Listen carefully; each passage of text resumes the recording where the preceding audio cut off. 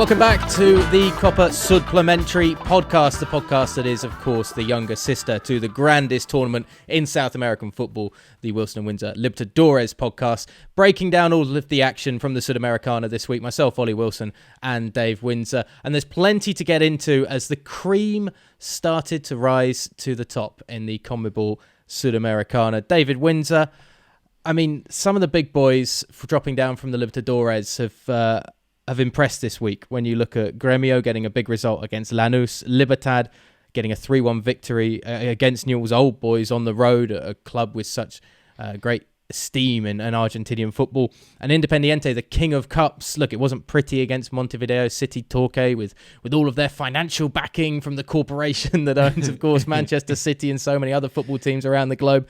But Jonathan Herrera, the hat-trick hero from last week, getting his name on the score sheet off the bench. Sergio Romero, the captain, leading by example to open the scoring. And the king of cups is starting to actually look like a king of cups. Really, for the first time that we've been covering South American football, Independiente have got this pedigree on the continent, and 2 wins in 2 to start, and 2 very impressive performances, and controlling their group at the moment with 6 points.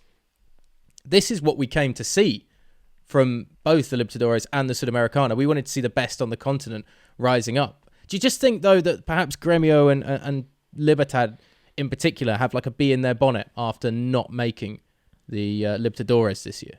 Yeah, I think there's also a sense that these clubs can't be snobby about the Sudamericana, in my opinion. I know during the group stages you might rest and rotate slightly, but when you get to the sharp end of the tournament, it really can be massive if you go on and win it. And I was just looking at some of the clubs that are well placed already, albeit in the early stages of this group, Ollie, and the clubs you've mentioned, plus the possibility of some clubs dropping down at the third place side in their Libertadores, of course, drops down into the Sudamericana.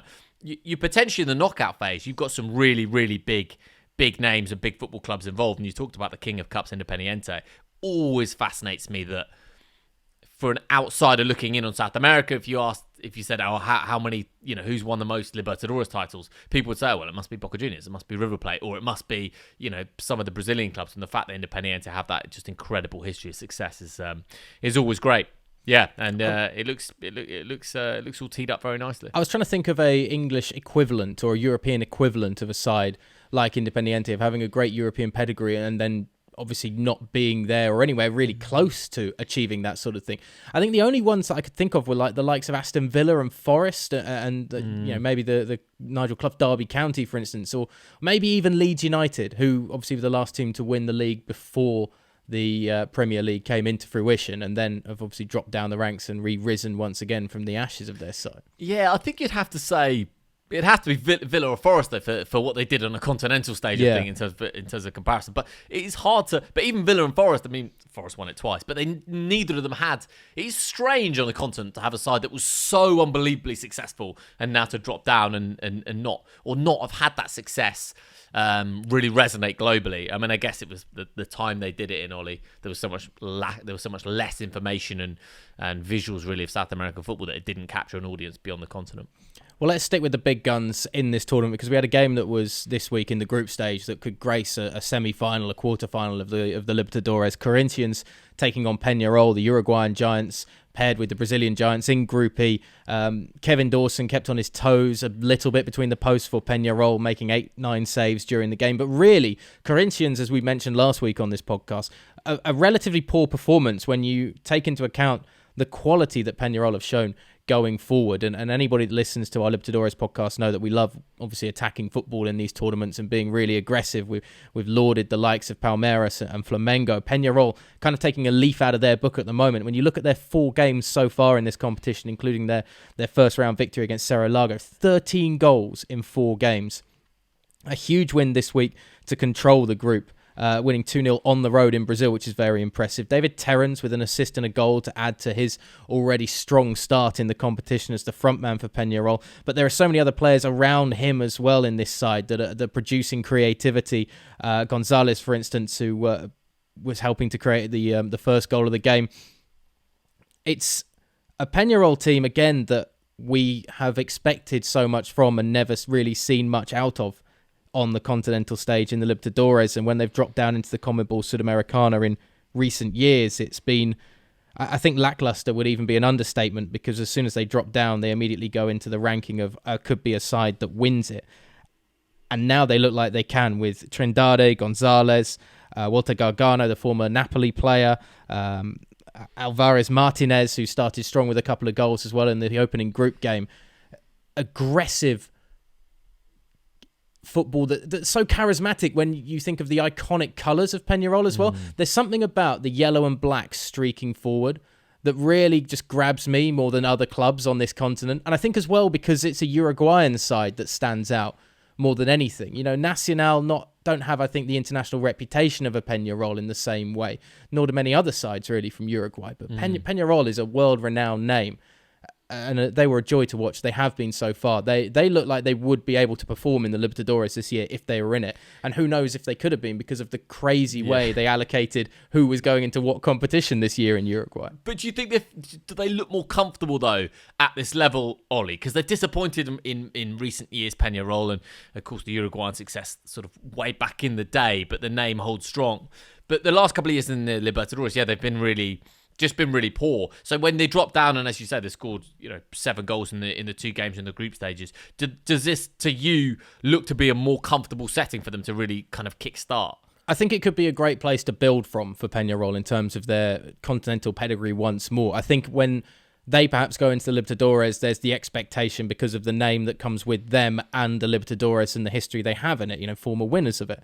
Whereas in the Sudamericana now, rather than being in the Libertadores and dropping down and seeing that as disappointing, we're out of the Libertadores. Now they're starting afresh in this tournament from the get-go, and they can look at it as a way to guarantee themselves a Libertadores place for next year and potentially to play some of the best teams on the continent again in the knockout stages if they can win this group and get through, get past Corinthians and River Plate of Paraguay, who've actually been really good as well to watch in this tournament in the first 2 games. Very impressive.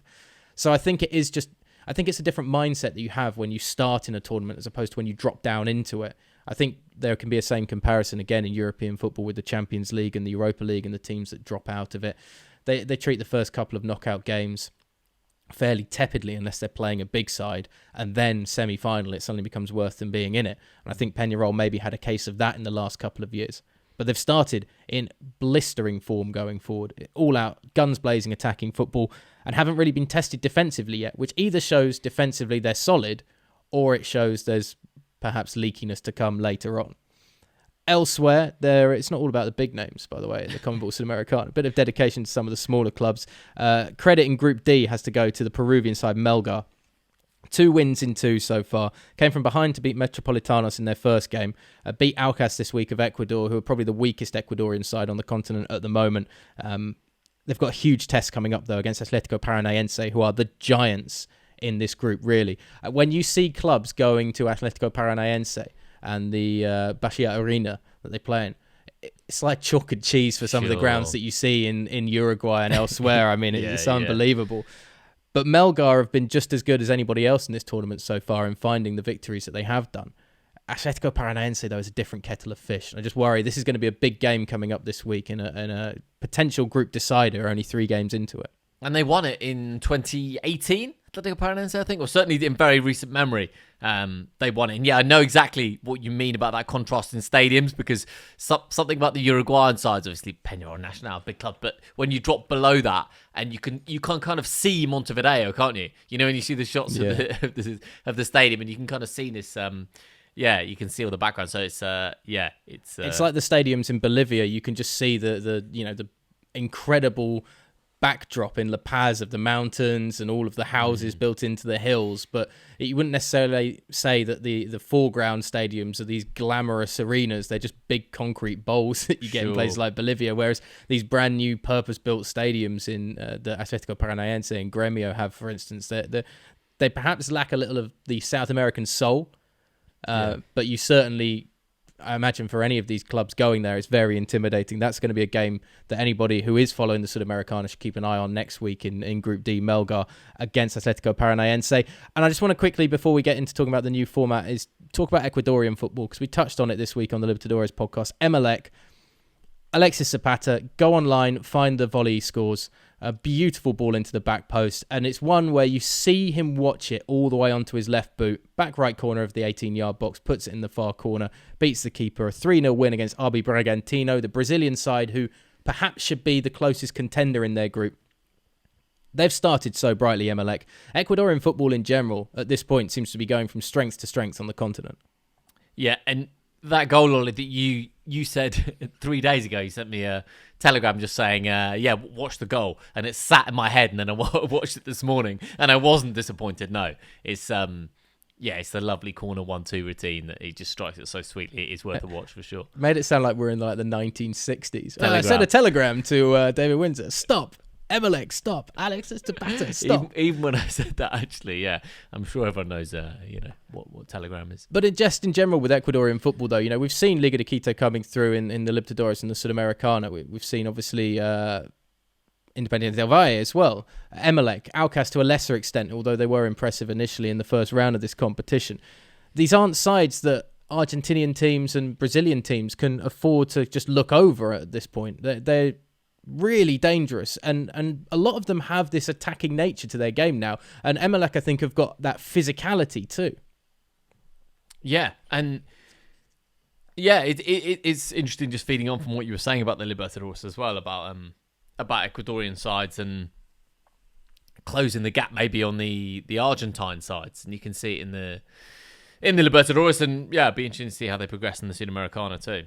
Just finally then, the new format, only one team goes through from every single group. We said we wouldn't run through the groups every single week, but I think it's worth doing just at this point, because 2 games into it, I think that this format suits the CONMEBOL Sudamericana, because although potentially later on there are more dead rubbers, as we spoke about, it puts a greater intensity on every single one of these opening few games in the groups, and slow stumbles from big sides. When you look at San Lorenzo in Group A. I mean, Huachipato and 12 de Octubre to be top of that group on 4 points each is surprising, with Rosario Central beating San Lorenzo this week. It's not over for San Lorenzo, but it also means it's going to take a Herculean effort on their part to get out of this group and get to the top spot. And it leaves open then for one of those other 3 sides to sneak in, perhaps, who we weren't expecting to. That's a really... That's a good positive spin on it, Ollie, in terms of making the games more dynamic. I mean, no competition format is going to be perfect, and clearly the problem with this of only one side qualifying from a group of 4 does mean that the dead rubbers are going to be there, and there is, albeit not as much, but there's going to be travel as well, and a lot of squads kind of travel into places thinking, what on earth did we do? We're out the group. We were out the group 2 games ago. Like, what are we doing here?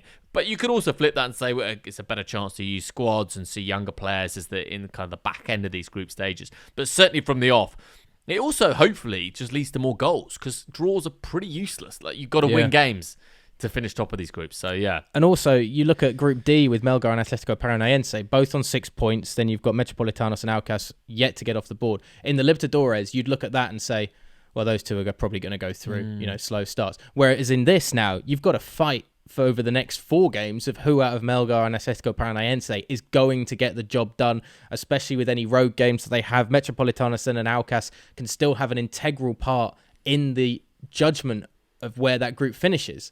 So maybe there will be groups further down the line that will have bigger dead rubbers in them. But I think at this point, it actually does help tee up some really exciting games from the get-go, and prevents teams, or hopefully prevents teams, from having these sluggish starts. And we've seen that with some of the bigger sides, like Peñarol, like Atlético Paranaense, and like Libertad and Emelec, who are all leading their groups at the moment. Get on to whatever website you use for your soccer stats for all of the other groups as they stand at the moment. We'll be back next time with more on the Supplementary podcast. Nice. Yeah, it's good. It's really good.